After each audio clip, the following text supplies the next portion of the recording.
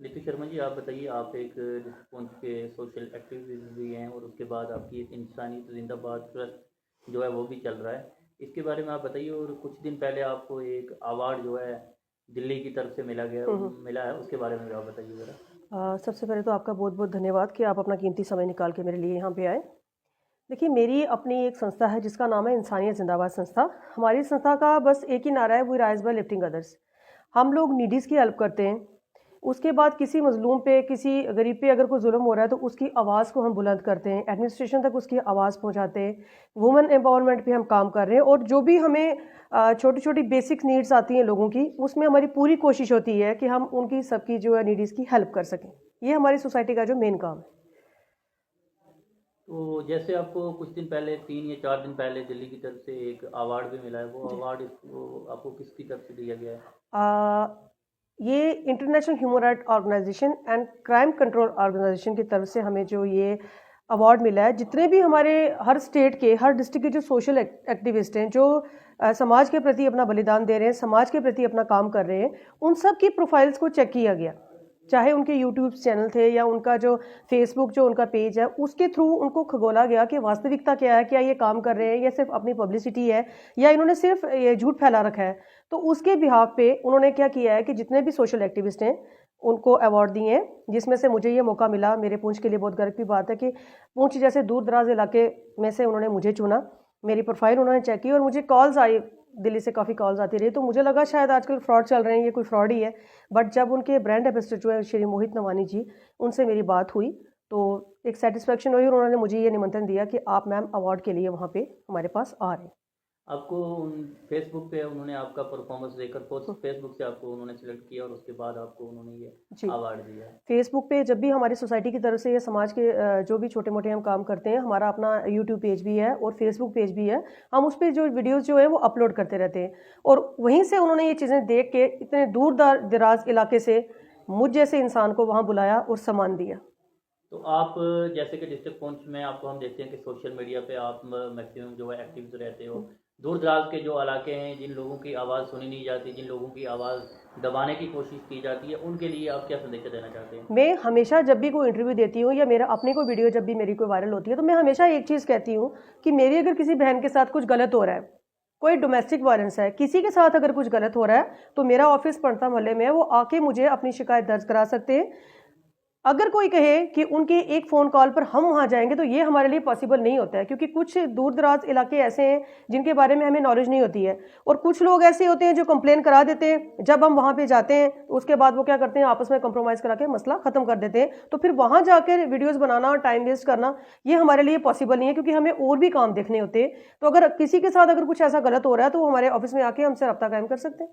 नीतीश शर्मा जी, जैसे आप भी एक फीमेल हो और खासकर फीमेल की परेशानी कोई भी होती है, यहाँ की हमारी जो फीमेल है वो जेंट्स के सामने अपनी बात रखने से डरती हैं, तो आप उन फीमेल के लिए कुछ स्पेशल मैसेज देना चाहते हैं? मैं सबसे पहले तो, आजकल आप देखिए कि अगर कोई फीमेल आगे आती है, कोई हमारी बच्ची आगे आती है सोसाइटी में, तो उसके ऊपर जो है लोगों के ब्लेम्स पे ब्लेम्स लगते हैं, गलत निगाहों से उसको देखा जाता है। और सबसे बड़ी बात जो है लोगों में एक वायरल है, सबसे पहले उस पर कैरेक्टरलेस का धब्बा लगाया जाता है।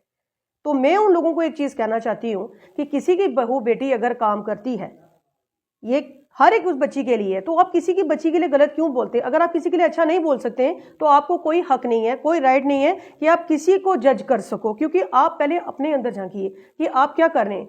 अगर कोई काम, अच्छा काम अगर आपकी बच्ची कर रही है, तो आप लोग चाहेंगे कि आपकी बच्ची की तारीफ हो, उसे जगह जगह बुला के सम्मानित किया जाए। और अगर यही काम किसी आपके पड़ोसी की बच्ची कर रही है, आपकी स्टेट की बच्ची कर रही है, आपके डिस्ट्रिक्ट की, आपके गांव की बच्ची कर रही है, फक्र से आप लोगों का सर जो ऊंचा होना चाहिए कि हमारे देश का, हमारे गांव का, हमारे जगह, जिस जगह से आप बिलोंग करते हैं, उनका नाम ऊंचा हो रहा है।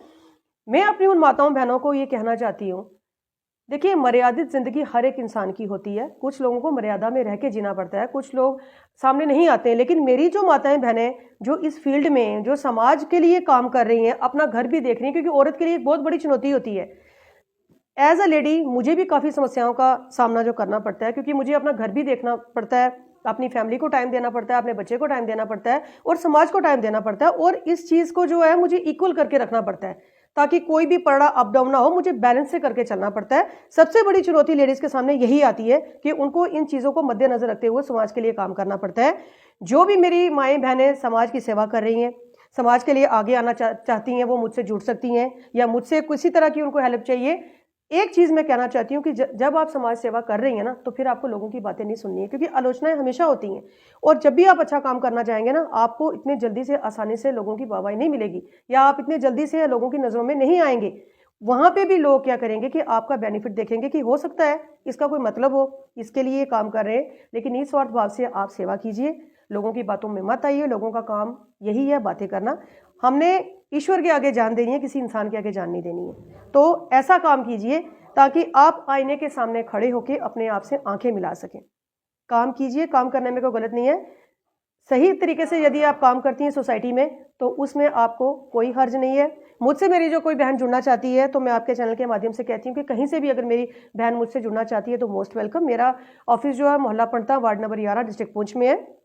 मुझसे आके कभी भी मिल सकती है। किसी को किसी तरह की परेशानी है तो वो मुझसे आके जो है वो राब्ता रख सकता है।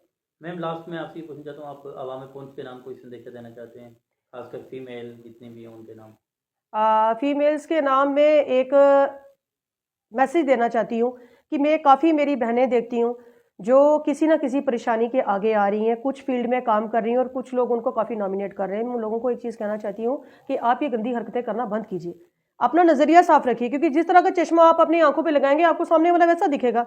अगर आपकी नज़रों पे साफ चश्मा होगा तो आपको सामने वाला साफ दिखेगा।